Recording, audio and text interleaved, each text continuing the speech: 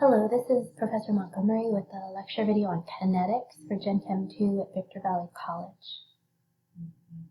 So what we're going to be talking about is what's called a graphical analysis technique.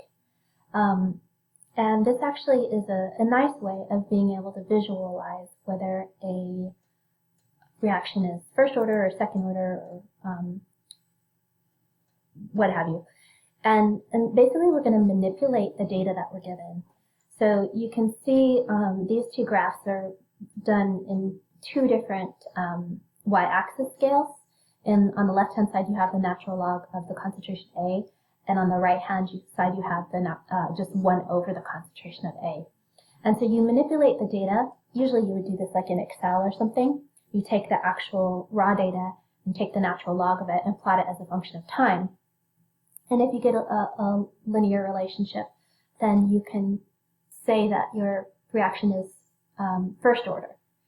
Whereas if you plot your data in terms of 1 over the concentration of A with time, and you get a linear relationship, then it's second order. So we're going to look at why this is, and it's a result of the integrated rate law, which is when you integrate the rate law. If you haven't had calculus yet, that's okay. You don't need to know how to integrate the rate law. You just are going to remember that integrating a first order rate law will give you this result right here. So when we're looking at the integrated rate law, we are considering a simplified scenario. In that scenario, we have just one reactant A, and for the first order, it's basically a decomposition reaction where the A is breaking down into some products, and therefore, well, in the case of first order, it only depends linearly on the concentration of A. So what we'll see is an integration of this particular relationship, right, that the rate is equal to K times the concentration of A.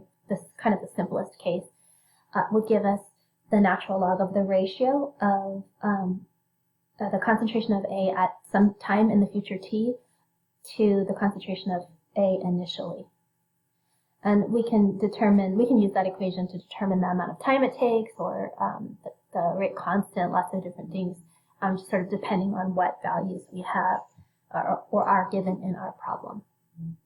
Yeah, so for those of you who've had calculus, you probably can understand the result of this integration. Basically, you take the integral of this expression, and it would give you this result.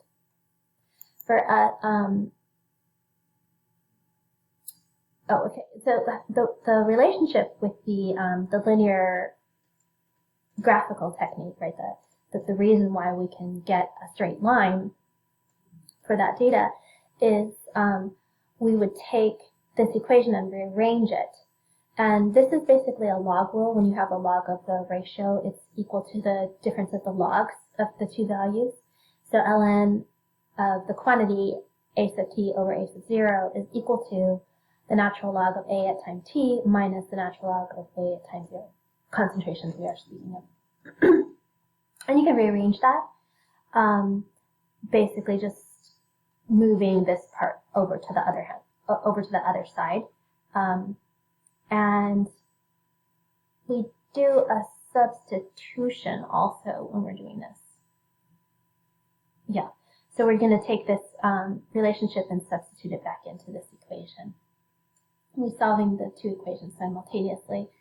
You're going to get ln of the concentration of A at time t is equal to the negative kt plus ln A0. And this is the way that we tend to look at it, and the way that it's summarized for you at the back of your book. And you can see here that this is like a point slope equation. So y is equal to mx plus b. Right? So this. If you plot this as your y and you plot t as your x, then you would have a straight line. Do you guys recognize that, the equation for the straight line, y is equal to mx plus b? And this is a pretty common trick that scientists do to try to understand their data. They'll try different ways of plotting it and rearranging formulas and seeing if they can get a formula to match the shape of the line of their data graphically as a way to just get a clue what they're looking at. So what you do here then, as I said before, you plot the natural log of A with time. And if you get a straight line, then you know that it's a first order reaction, and your y-intercept would be the natural log of A at time 0, your initial concentration, and your slope is actually going to be your rate constant. So that's kind of nice. Well, it's the negative of the rate constant, so that's kind of nice. You can get the rate constant out of the graphical analysis. You may think it's not much easier necessarily than using the initial rate method that we were just talking about, where you basically run the reaction 2 or 3 times, holding different things constant. But it can be easier. You can use either technique. So looking at the same process for your second order rate law, right, with same scenario, we have just one reactant A, and it's a second order reaction. And so the dependence is going to go as A squared. So the first order and our second order rate laws don't apply to more complicated reactions where we have more than one reactant. It's just that one scenario where we're looking at one reactant becoming something else, like a decomposition, for example. So the integration of the second order rate law gives us this relationship, 1 over the concentration of A at time t equal to the rate constant times time t plus 1 over A at time 0. And in this case, this is y, and here we have mx, and this is b. So we're going to plot 1 over A on our y-axis with time on our x-axis. And then if you get a straight line for that relationship, then you know you're looking at a second order rate law. So you can just take your data and plot it both ways. Just take the natural log of it and plot it with time and see if it's straight. If it's not straight, you can try taking 1 over it and plotting it with time, and then if that's straight, you know you have a second order. So it can be a really quick check to determine whether you have first or second order rate law. Let's talk about reaction half-life next. Half-life is kind of just what it sounds like. It's the amount of time it takes for half of the concentration to disappear, basically.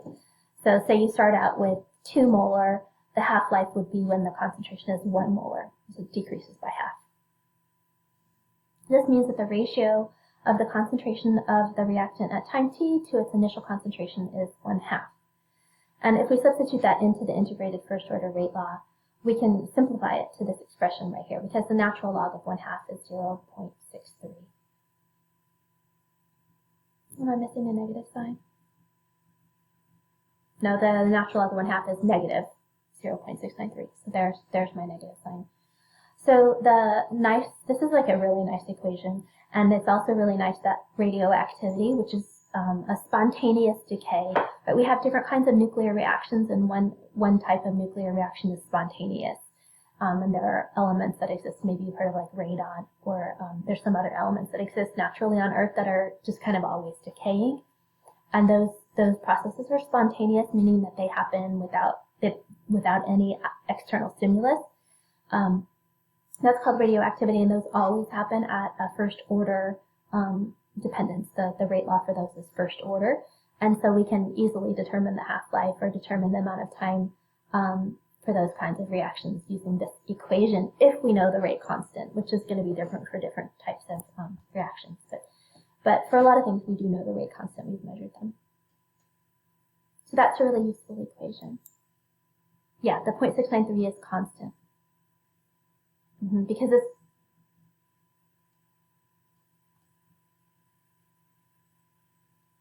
yes, medicine. Okay, no, sorry. I was thinking of like radioactive. Yeah, nuclear medicine. Yes, I was thinking of scans. I think that's what you were meaning, where a patient consumes a drug in order to amplify some kind of scan that they're doing of the body. So you basically are detecting the radioactivity of that drug in the body. And yes, this equation would give the amount of time it would take if you know the rate constant for that. Right, exactly. That's more like a shelf life. And totally different Could be first order, could be, we don't know, second, third, just depends on what drug you're thinking about.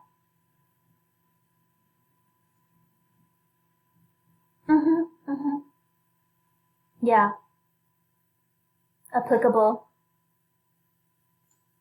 Yeah, for sure.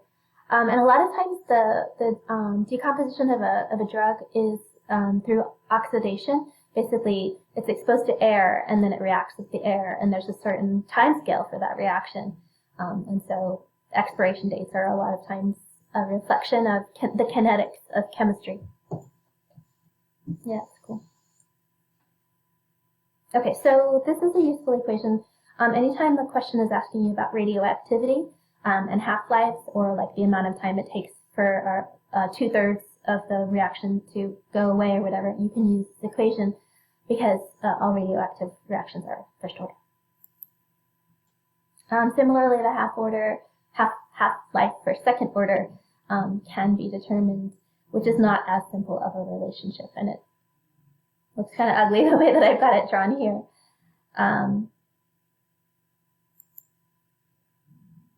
Sorry, just give me one moment.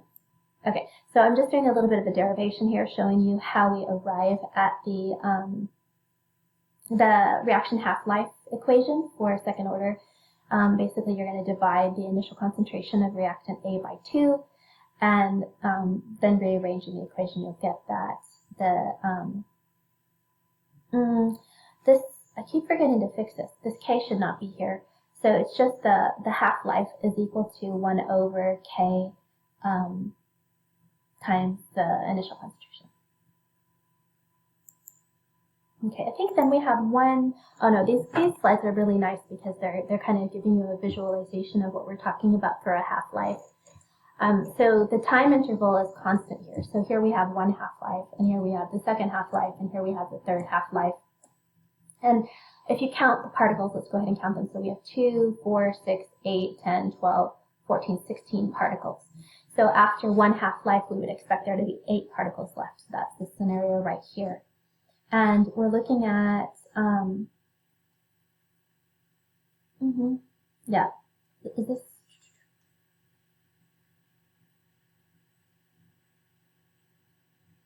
Yeah, so this is a first order decay, and then this one is a second order decay. So after one half-life, we have 8. After the second half-life, we have 4, and after the third half-life, we have 2, and those time intervals stay the same. Whereas for a second order decay, after our first half-life, right, our first half-life takes 1 time interval, but our second half-life is going to take twice as long. So after the second half-life, we've had 3 time intervals elapse. So let's say it takes 1 second to get to our first half-life. After the second halving, the time elapses 3 seconds. To half again, it's going to take, so from here, this is the first half-life, to half again, it's going to take 1, 2, 3, 4 time intervals. So the first one takes 1, the second one takes 2, the third one takes 4. What's the fourth one going to take?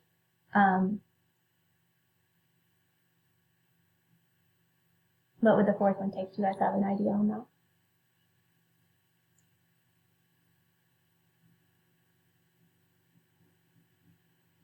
The third one is, yeah, it would be 8. Thank you. So you see that the little bit of difference there between your linear and your second order half-life decay.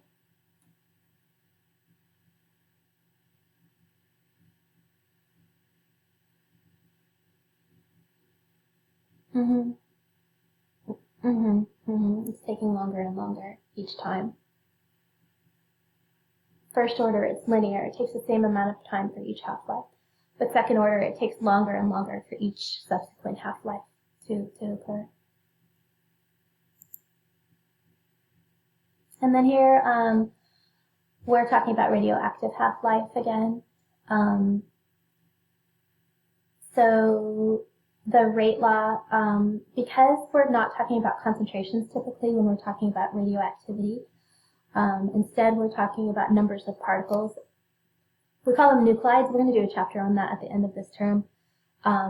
So the capital N here is supposed to represent the radioactive nuclei, or the nuclide, as it's referred to. And so it's just a number. And so in this case, the rate is the change in the number of radioactive nuclei with time, and we write that as K, the rate constant times and that number. And so it's also going to be a 0.693 over K half-life. Well, I'm not sure if this book that we're using goes into much more detail on this, but if it does, then I'll come back around with another video on a little bit more detail as well. And the last little bit of information should be obvious, but we're going to just kind of be very explicit about it, is that for a 0th order reaction, we're not going to have any dependence on A, and so the rate is just a constant K, and when we plot the concentration of A with time, its concentration is going to be changing linearly. We don't have to manipulate it in any way to get that linear relationship, because the rate is just a constant. So it doesn't have to be flat, but it's not changing with time. The rate isn't changing. And here's a nice summary of all of the equations that we've seen so far for your 0, 1st, and 2nd order rate laws. So for your 0 order, your concentration with time will be a linear plot. For the 1st order, the plot of the natural log of concentration with time will be linear, whereas in the 2nd order, the plot of 1 over the concentration with time will be linear. So these are those equations that would map to those linear relationships. And then these are your half-life equations. These are basically your integrated rate laws here. And here are your half-life equations. It might be a nice summary. I think you also have a nice summary in your book, and you probably are writing your own summaries. But this might be a slide to print out or copy into your notes for yourself. These equations here are useful to memorize. Okay, I'm going to stop this lecture video here and post it. Bye for now.